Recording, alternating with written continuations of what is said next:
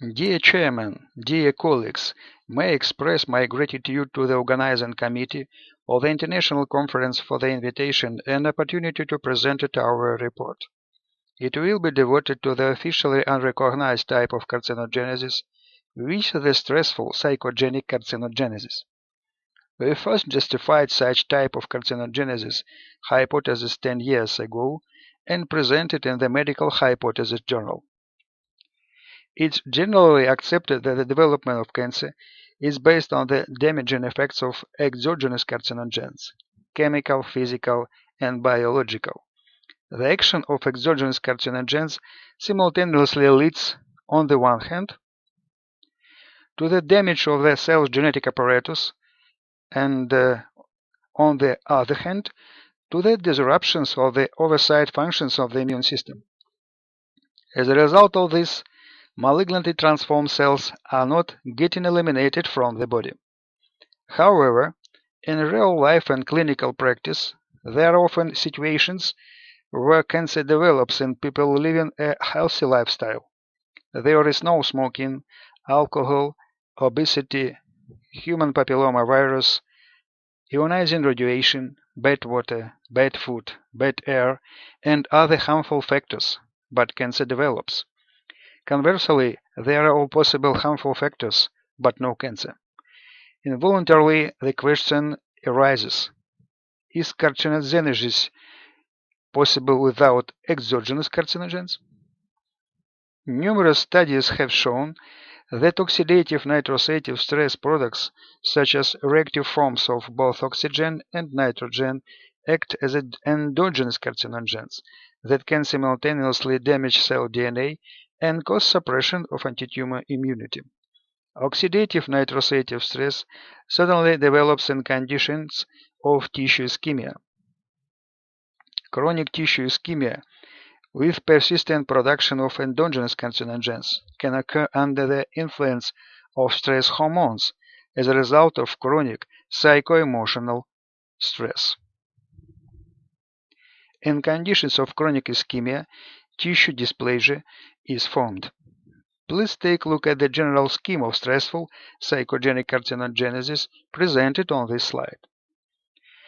The effect of cancer diagnosis itself inevitably leads to stress reactions within personality of an individual, as well as to tumor disease that turns into a chronic, massive, and inexhaustible stress that closes the vicious cycle of stressful psychogenic carcinogenesis.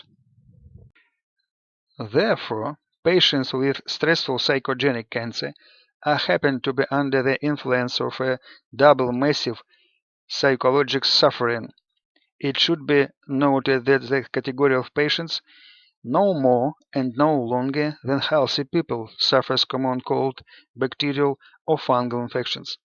This indicates that immunosuppression of stressful cancer is not total, but has nature of selective suppression of the specific antitumor activity of the immune system. It should be noted that the selective suppression of the specific antitumor activity of the immune system usually occurs under physiological conditions during the reparative process. This local inhibition is observed with local tissue damage. For successful healing of tissue at the site of a lesion, local inflammation develops with known cellular cytokines and vascular reactions. A key factor of the successful tissue repair is a transitory local suppression of specific antitumor immunity in order to avoid the elimination of proliferating cells of damaged tissue. As the reparative process is completed, inflammation decreases and local activity of antitumor immunity is restored. With chronic stress due to the tissue ischemia, numerous foci of microdamage are constantly formed in the body with the formation of chronic inflammation. Due to the large number of inflammatory foci in the body, there is a constant imbalance of immunological reactions shift towards preservation of reparative process. This imbalance is accompanied by a constant inhibition of specific anti-tumor immunity, not locally, but systemically. Under these conditions, cancer cells intermittently appear in the body, develop the possibility of tumor growth, and in the presence of existing tumor in the body, the generalization of the cancer process is created.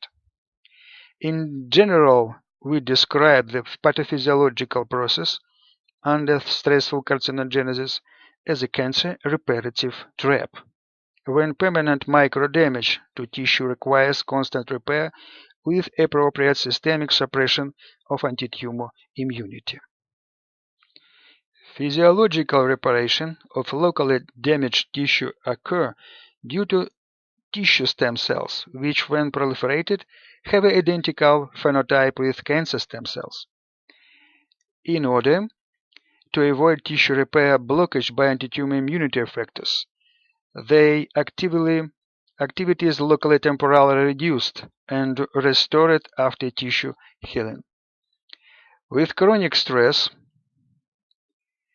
and the state of hypersympathicotonia, the numerous foci of tissue ischemia, microdamage and inflammation appear in the body, what leads not to local, but to systemic suppression of antitumor immunity. Endogenous carcinogens in areas of ischemia lead to damage of actively proliferating tissue stem cells, which transform into cancer stem cells with the formation of malignant tumor. As a consequence, during stressful carcinogenesis, the body is in a pathophysiological state of the body, a state of cancer reparative trap. The key pathophysiological links of stressful carcinogenesis are the main parameters of the cancer reparative trap.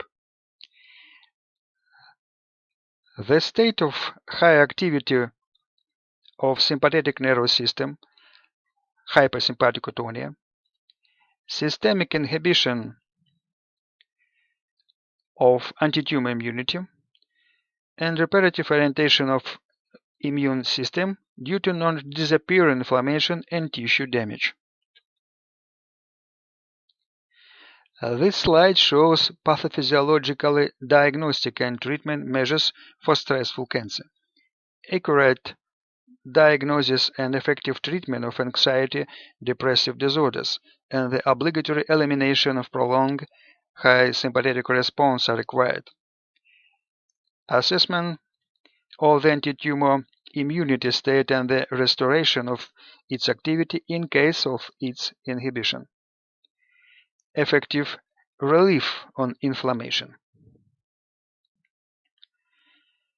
So, stressful psychogenic carcinogenesis is a steady pathological condition of the body which is formed under the influence of chronic emotional stress and is characterized by a combination of psychological, loss of the life purpose dominant, psycho-emotional, anxiety-depressive disorders, behavioral, passive coping strategies, vegetative state of hypersympathicotonia, and somatic changes in the body, chronic non-stopping inflammation, chronic oxidative stress and damage to cell DNA by reactive oxygen and nitrogen species, suppression and distortion of antitumor immunity, etc., that activates the key links of carcinogenesis with the formation of malignant tumors of any histological types.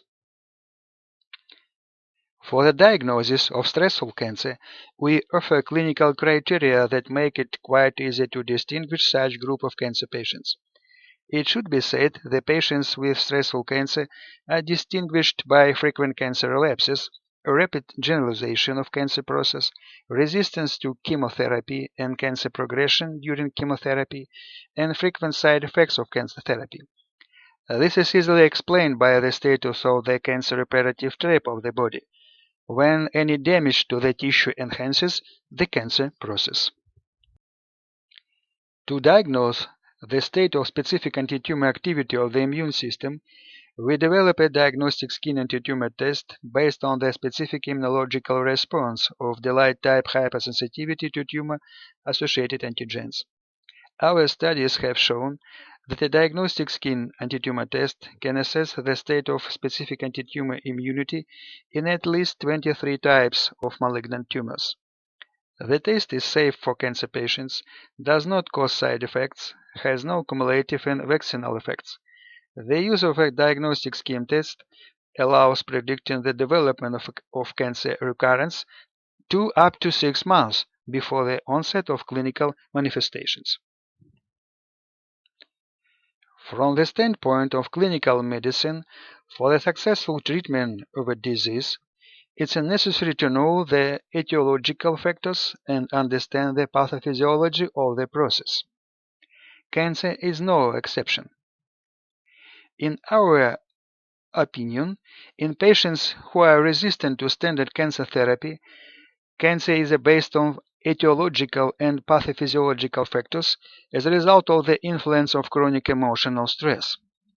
Therefore, effective therapeutic interventions into etiological and pathogenetic factors should allow to control the cancer process. Clinical practice is a criterion for the validity of theoretical reasoning.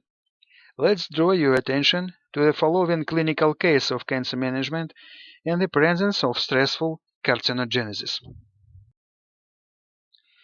Patient S, 43 years old, thought medical assistant on March 3, 2017.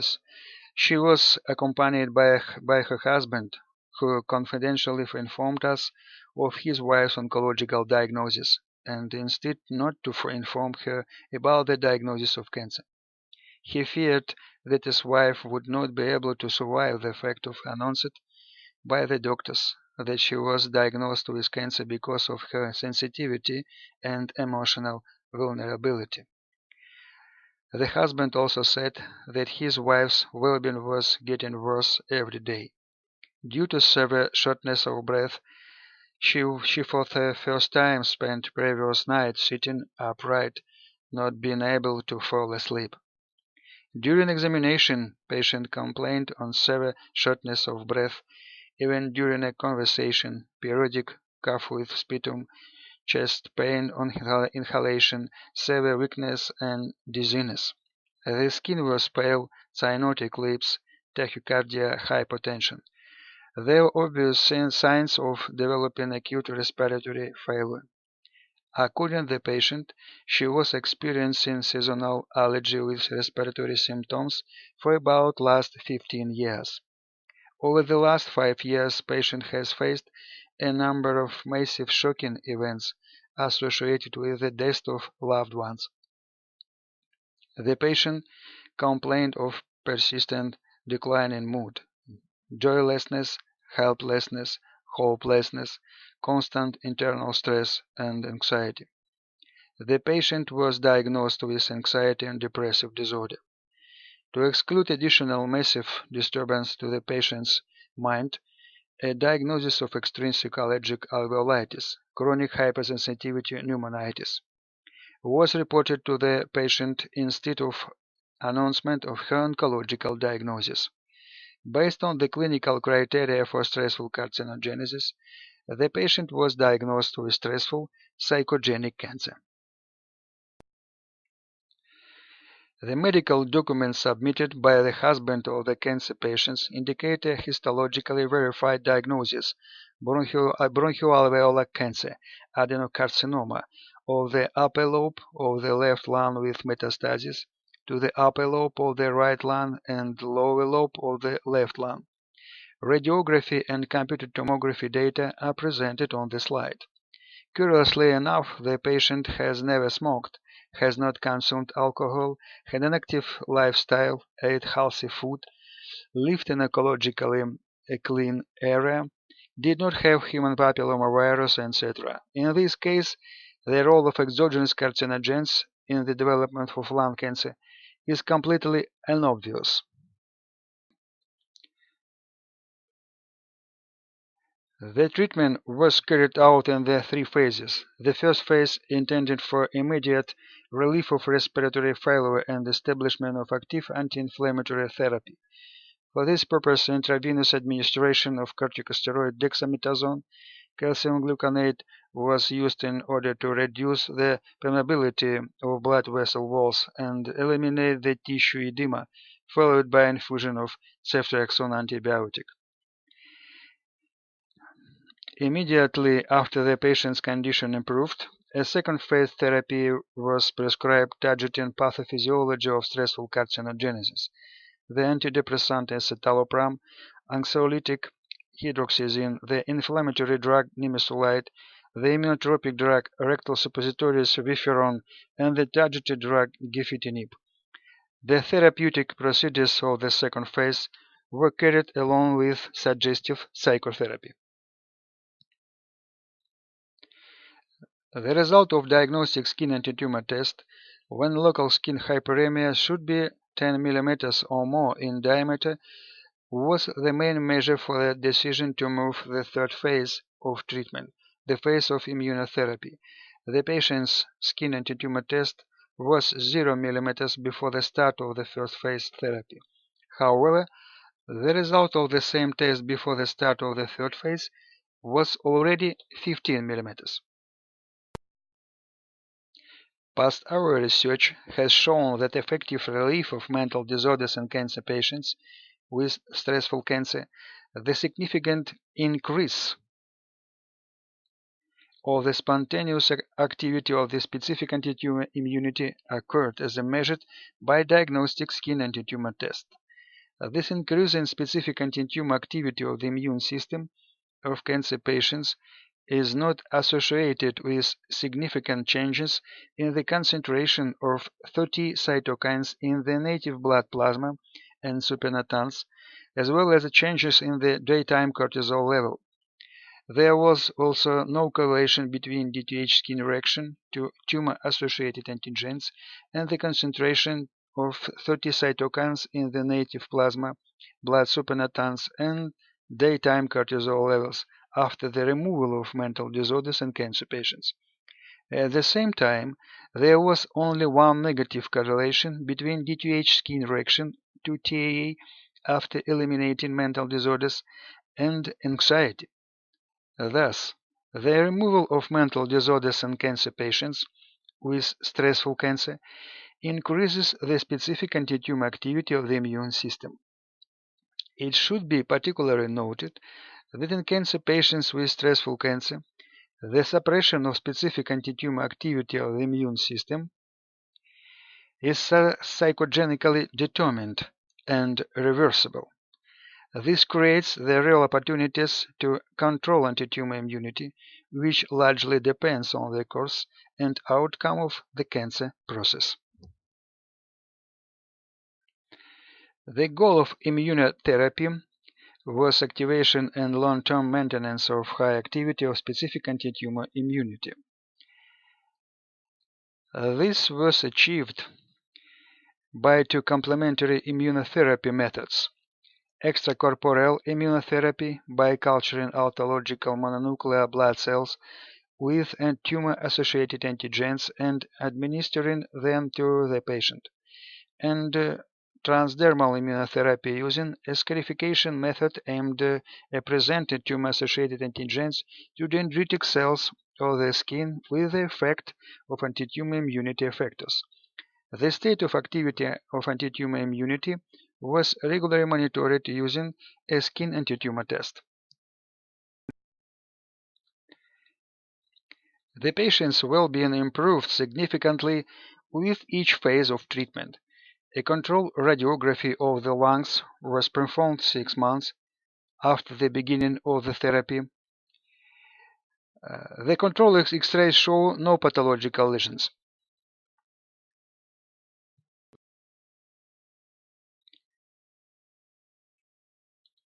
However, changes in the lungs remained in the form of frosted glass on computed tomography. At the same time, there were no processes of pathological hypermetabolism in the lungs and other parts of the body on the positron emission tomography. Currently, after 2.5 years from the start of treatment, the patient feels well, active, and visits gym regularly. The patient continues to take gefitinib in a dose of 1 table per day. Once every 2 months, she undergoes transdermal immunotherapy to maintain high antitumor activity of her immune system. Regular checking of patients' diagnostic skin antitumor test once every 3 months shows a diameter of skin hyperemia of 15 mm, what indicates a persistent high specific antitumor activity of her immune system. We hope that the presented report shows the other aspects of the cancer problem and will be useful for researchers and clinicians. Our main research papers on stressful psychogenic carcinogenesis are presented on the slide. Thank you very much for your attention.